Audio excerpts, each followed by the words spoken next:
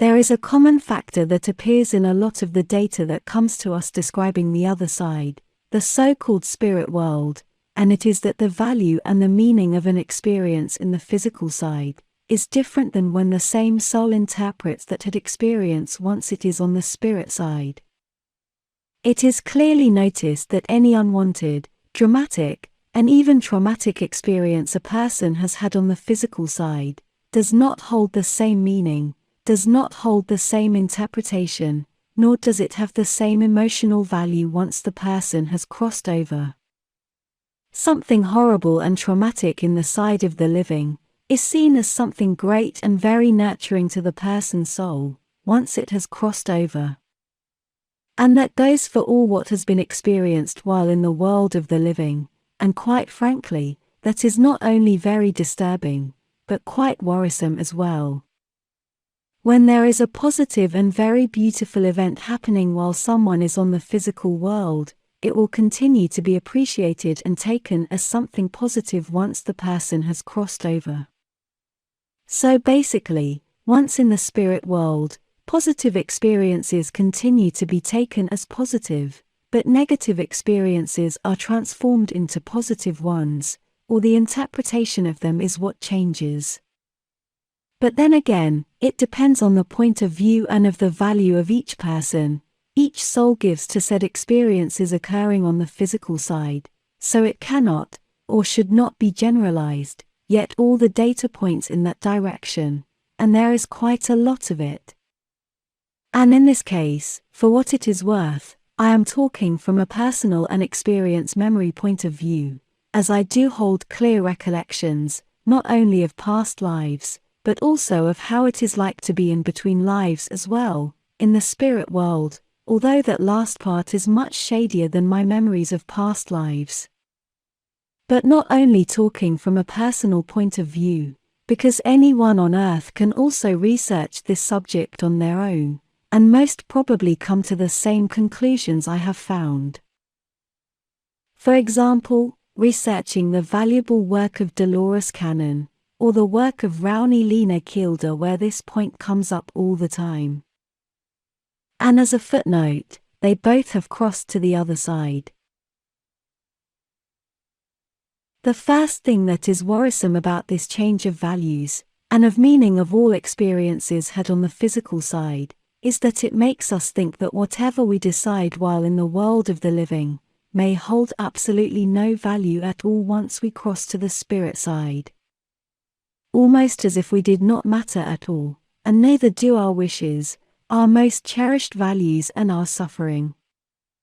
So, should we decide while in the world of the living that this is our last incarnation, may not mean anything once we've come to pass, with it sentencing us to another incarnation in the physical, and yet another and another, where we most probably would be wishing the present one to be our last.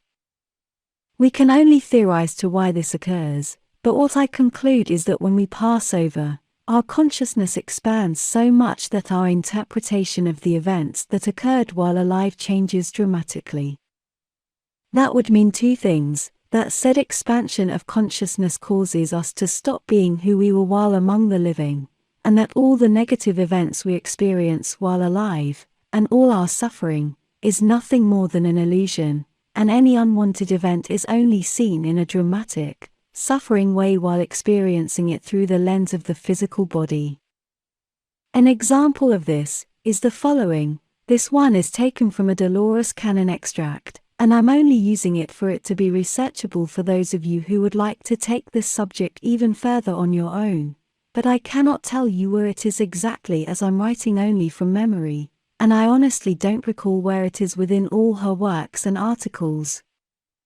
A female construction contractor, in Iraq during the war, was traveling in an armed convoy that was hit by an improvised explosive device. Many there were killed, but after having a strong near-death experience, she survived, but she lost an arm. She remembers clearly that when she was on the other side, she found herself talking to what she interprets to be one of her spirit guides.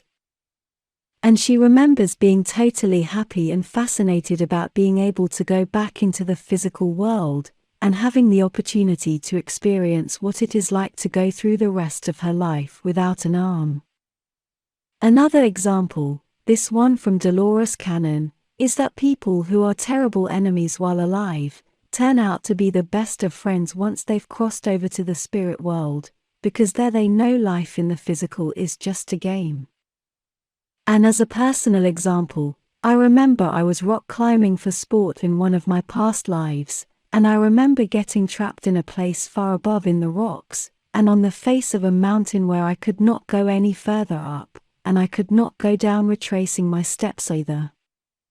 So I was forced to make a move, no matter what, and I jumped to grab a rock to one side of me, a rock that once I was hanging from it, started to break loose from the mountainside. I remember the terror I felt when I realized my mistake, and that I had no chance to save myself. All in a few fraction of a second, I felt a deep sadness knowing I was going to die. I remember falling, still hopelessly holding on to the rock that was falling with me, and I remember the feeling of uselessness of that sport, and repenting taking it as a pastime, as well as the anger I felt against myself.